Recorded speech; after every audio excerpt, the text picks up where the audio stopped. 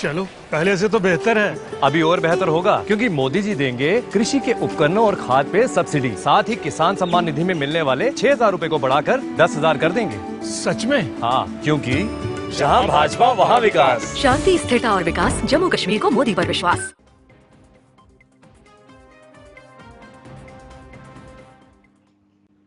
Break के बाद आपका स्वागत है। एक नजर इस वक्त की बड़ी खबर पर, फिर सीधा अपने एक्सपर्ट्स के पास। इजराइल हिजबुल्लाह के बीच जंग जैसे हालात, अकील समेत 14 हिजबुल्लाह कमांडर ढेर किए। अमेरिका ने नागरिकों को जारी किया अलर्ट, कुछ बड़ा होने वाला है, लेबनान छोड़ दें, अमेरिका ने कहा। बड़ी खबर आपको बता दें इस वक्त की। इजराइल हिजबुल्लाह के बीच जंग जैसे हालात, अकील समेत 14 हिजबुल्लाह कमांडर ढेर। अमेरिका ने नागरिकों को जारी किया अलर्ट, कुछ बड़ा होने वाला है, लेबनान को जल्द से जल्द छोड़ दें। जल्दी से ग्राफिक्स एक बार। इजराइल हिजबुल्लाह के बीच जंग, पेजर के वॉकी टॉकी में, पेजर के बाद वॉकी टॉकी में ब्लास्ट हुआ। आईडीएफ ने 2 दिन में कई एयर स्ट्राइक हिजबुल्लाह पर की, हिजबुल्लाह के हथियार भंडार को तबाह किया। अमेरिका ने भी जारी किया अलर्ट, लोगों को लेबनान छोड़ने की सलाह दी। अकील वहाबी समेत 14 कमांडर जो हैं उन्हें आईडीएफ ने ढेर कर दिया है। हम सीधा अपने एक्सपर्ट्स के पास चलेंगे। हमारे साथ 2 जाने माने एक्सपर्ट जुड़े हुए हैं। मेजर जनरल पीके सहगल सर, मैं आपके पास आ रहा हूं। कैसे आप देखेंगे इजराइल का ये ऑपरेशन हिजबुल्लाह के खिलाफ? 2 से 3 एयर स्ट्राइक इजराइल कर चुका है और कई ताबड़तोड़ अटैक हिजबुल्लाह के ऊपर किए हैं। क्या वाकई में इजराइल लेबनान के खिलाफ एक बड़ा ऑपरेशन लॉन्च करने जा रहा है sir? Your point of view. Hezbollah के खिलाफ के पास कोई ऑल्टरनेटिव नहीं है। अगर अभी भी हिजबुल्लाह कोई बड़ी कार्रवाई नहीं करता तो हिजबुल्लाह की क्रेडिबिलिटी कंप्लीटली खत्म हो जाएगी। हिजबुल्लाह काफ़ी से ज़्यादा ताकतवर है। ये गलत ख्याल आता है इजराइल के कि बहुत बड़े पैमाने पर वो हिजबुल्लाह को नाकाम कर सकता है या नाकाम करने में सफल होगा। It's an impossibility. 2006 में हमास और हिजबुल्लाह के और इजराइल के बीच में बड़ा जंग हुआ था। उस समय इजराइल बहुत ज़्यादा मजबूत था, आज से भी ज़्यादा ताकतवर था, और हिजबुल्लाह काफ़ी कमज़ोर था, लेकिन तभी भी वो हिजबुल्लाह के ऊपर हावी नहीं हो सका। आज का हिजबुल्लाह जो है काफ़ी से ज़्यादा ताकतवर है। इसका 1 लाख से ज़्यादा मिसाइलें हैं जो प्रिसिशन गाइडेड है, काफ़ी तेज़ है। उनको डिटेक्ट करना और न्यूट्रलाइज करना काफ़ी ज़्यादा मुश्किल है। और जो पिछले 4 दिन में ट्यूसडे से लेकर सैटरडे तक कार्रवाई की इजराइल ने, वो कम्प्लीटली सारे के सारे रूल्स ऑफ वॉर को के खिलाफ है। पूरी रेड लाइन्स को उन्होंने उल्लंघन किया है। पहले पेजर्स को में ब्लास्ट हुआ, उसके बाद में फिर वॉकी टॉकीज में ब्लास्ट हुआ, फिर सेलफोन में ब्लास्ट हुआ, और फिर कल सोलर पैनल्स में ब्लास्ट हुआ। ये साफ तौर पे दर्शाता है कि एक किस्म से बहुत बड़ी चुनौती है, एक किस्म से चैलेंज है। और केवल ये किया गया क्योंकि नेतन्याहू नहीं चाहते किसी भी हालत में कि युद्ध रुके, क्योंकि जिस दिन युद्ध रुका और सीज़फायर हो गई, उस दिन उसके अगले दिन नेतन्याहू की कुर्सी चली जाएगी। तो नेतन्याहू की तो कोशिश है कि जंग बड़ा फैले, लेकिन इससे सारी दुनिया को चिंता है, क्योंकि बहुत साफ तौर पर नजर आ रहा है कि ये युद्ध जो है बड़े पैमाने पर फैल सकता है, और सूनर और लेटर ईरान भी इसमें दाखिल हो जाएगा। ईरान की तरफ से भी अनेकों चेतावनियां दी चुकी हैं, लेकिन अभी तक केवल वो चेतावनियां दे रहा है, अपने नए हथियारों का प्रदर्शन कर रहा है। साफ तौर पर दर्शा रहा है कि हमारे पास हर प्रकार की क्षमता है, हर प्रकार की काबिलियत है, लेकिन उसके बाद कुछ कर नहीं रहा।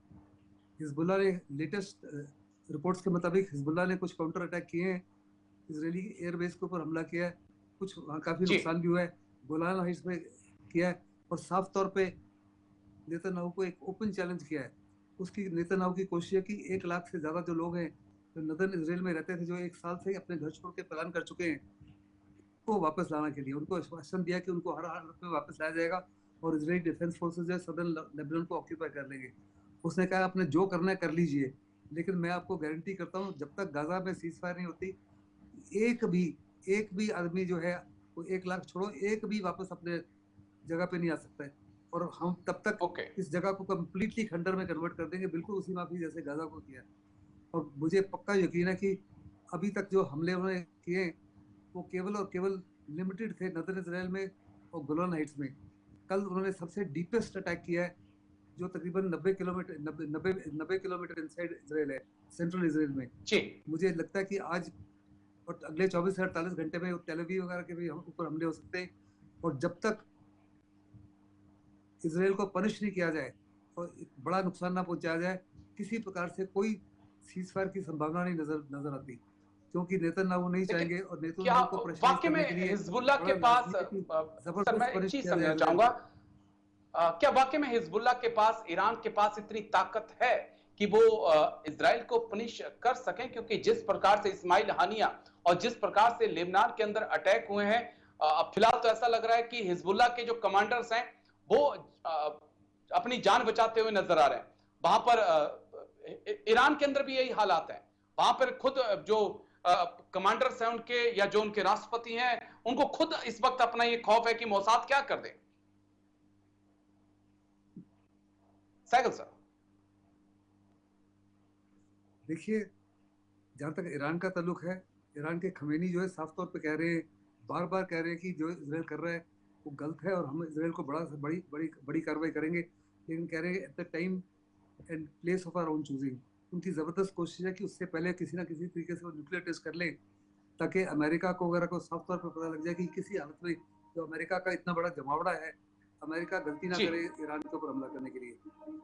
बहुत साफ तौर पर ये भी अमेरिका को दर्शाना चाहते हैं अपने मिसाइल्स के माध्यम से, और जो एडवांस ड्रोन्स कल उन्होंने दर्शाए हैं उसके माध्यम से, कि बहुत बड़े पैमाने पर उनके एयरक्राफ्ट कैरियर्स वगैरह को सिंक कर सकते हैं, उनके बेड़े को कर सकते हैं, और उसी माफिक नुकसान पहुंचा सकते हैं ब्रिटेन के बेड़े के ऊपर और बाकी देश के। उनकी जबरदस्त कोशिश है कि बाकी देश ना आए। जहाँ तक इसराइल का ताल्लुक है, ईरान के पास काफी से ज्यादा ताकत है हर प्रकार से इसराइल को सबक सिखाने के लिए। इसराइल को बड़े पैमाने पर वो बर्बाद कर सकते हैं, उसी तरीके से जैसे उसने गाजा को बर्बाद किया है, irrespective of the absolute and total support by the Americans. लेकिन वो नहीं चाहते कि ये लड़ाई जो है इतनी बड़ी फैले जिसका नुकसान मिडिल ईस्ट को हो, क्योंकि लड़ाई जो है मिडिल ईस्ट में हो रही है, सबसे ज्यादा कैजुअलिटीज मिडिल ईस्ट में हो रही है। अभी पहले लेबनान में था, हूथीज के साथ कई सवाल हैं सर, क्योंकि रईसी तो चाहते हैं कि बदला लें, लेकिन आईआरजी की बात करें तो तकनीक के मामले में केवल ऐसा लगता है कि इजराइल बहुत आगे है ईरान से। मैं आता हूं आपके पास, लेकिन मौसमी सदे मैम आपके पास मैं आऊंगा, आपका पॉइंट ऑफ व्यू मैं लेना चाहूंगा। कैसे देखते हैं इस वक्त जो इजराइल हिजबुल्लाह के बीच जो टेंशन चल रही है, अमेरिका क्या रोल यहाँ पे प्ले कर सकता है अगर ईरान हिजबुल्लाह के पीछे खड़ा हो जाता है तो?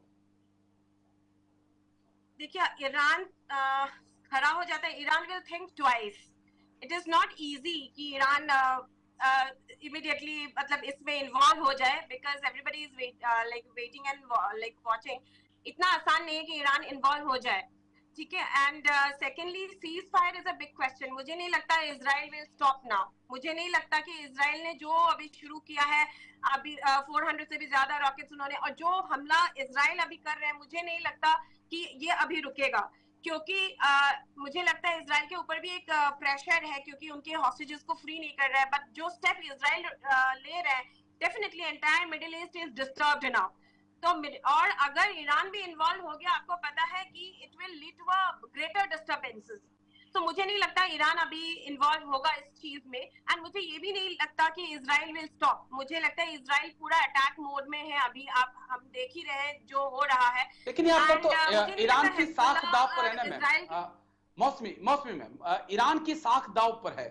आप हमास के चीफ इस्माइल हानिया को आपके घर में घुस के मारा, और इस चीज को नकार नहीं सकते। कई ईरान के कमांडर्स को, इवन तक सीरिया से फौजी कमांडर्स को उठाकर जो है इजराइल अपने साथ ले गया, जो वहां पर बम बना रहे थे।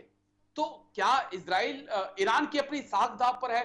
अगर अब हिजबुल्लाह के साथ खड़ा नहीं हुआ तो अरब कंट्रीज तो कहेंगे कि आप में तो दम ही नहीं है। देखिए, ईरान सिर्फ हिजबुल्लाह के साथ नहीं, ईरान का रिश्ता तो बहुत सबके साथ। ईरान ऐसा स्टेप ले ही नहीं सकता अभी।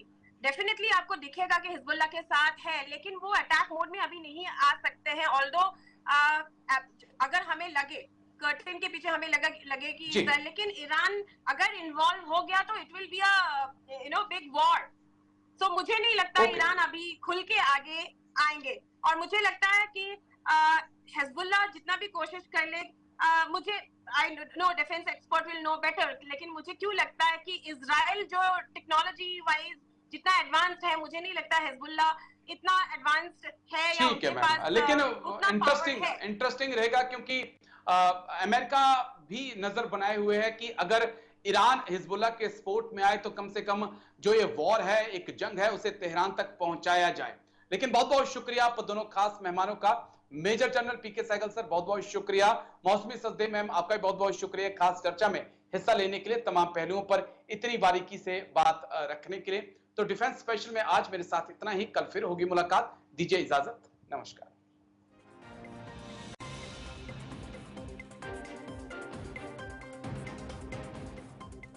श्रीनगर हमारे जम्मू में इतने टूरिस्ट कब आएंगे? अब आएंगे, क्योंकि मोदी जी यहाँ के ऐतिहासिक स्थानों को इंटरनेशनल पहचान दिलाएंगे। मेट्रो और इंटरनेशनल एयरपोर्ट बनेगा, जम्मू बनेगा स्पेशल टूरिस्ट हब। सच में? हाँ, क्योंकि जहाँ भाजपा वहाँ विकास।